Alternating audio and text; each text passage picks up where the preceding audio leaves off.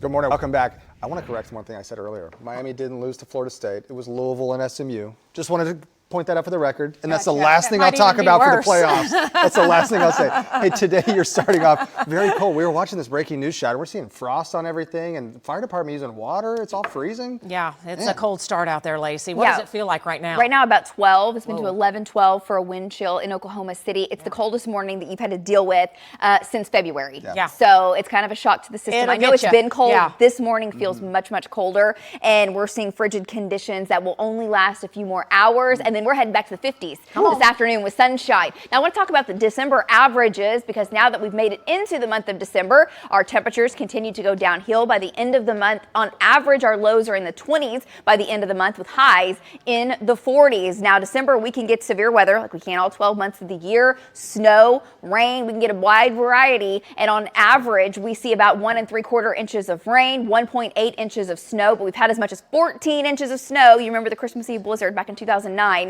Yeah, that was historic for us. Haven't had that much since. And then as far as the tornadoes go, 8 tornadoes is the record set back in 2022, not that long ago. So we can have some big time severe weather in December, and we're watching around the 14th, 15th for the possibility for thunderstorms and maybe some severe weather. That's down the road. In the meantime, it is a winter-like feel. There goes all the precip from yesterday, all the snow, the sleet, the freezing rain. Roads are dry. Your drive looks so much better this morning.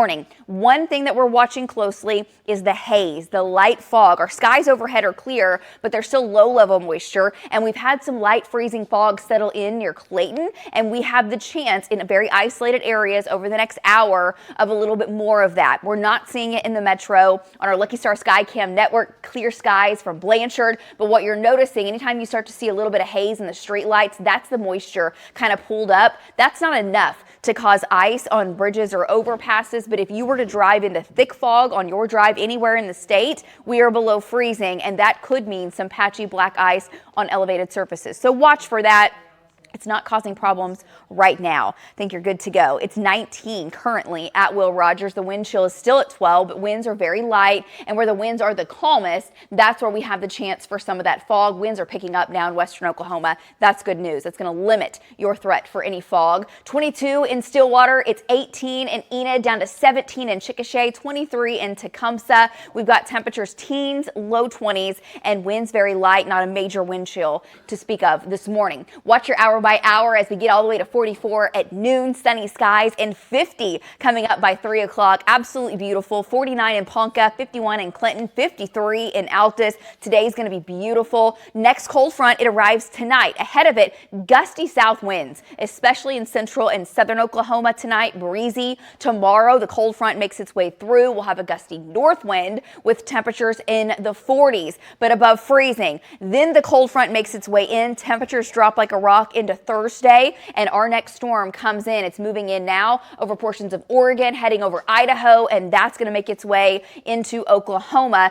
giving us the chance for very light, kind of patchy freezing rain, sleet, and maybe some light snow. Now, I know when I put the colors on the map, don't just completely panic, okay? Because the chances are not likely in central Oklahoma, but we're watching it. Also, down to the west and southwest, you have the higher opportunity for light snow, maybe some light sleet. What does that mean for travel? Well, possibly Thursday morning, there is a chance for slick spots. We're going to watch this. David will have the latest this afternoon. We'll update you through your Wednesday, of course. And when you get up Thursday morning, we'll have folks out on the roadways watching for any problem areas, not anticipating widespread slick spots, but that can change. So stay tuned. Thursday is going to be the day. Highs on Thursday are only in the low 30s, some mid-upper 30s down to the south. It's going to be very chilly, and then we start to warm it back up. Friday is looking good. We'll get all the moisture pushed to the south Thursday afternoon and evening, and it gets out of here. We have a chance for a trace of snow. Snow lovers, this is not your event. Again, not a big snowstorm for Oklahoma.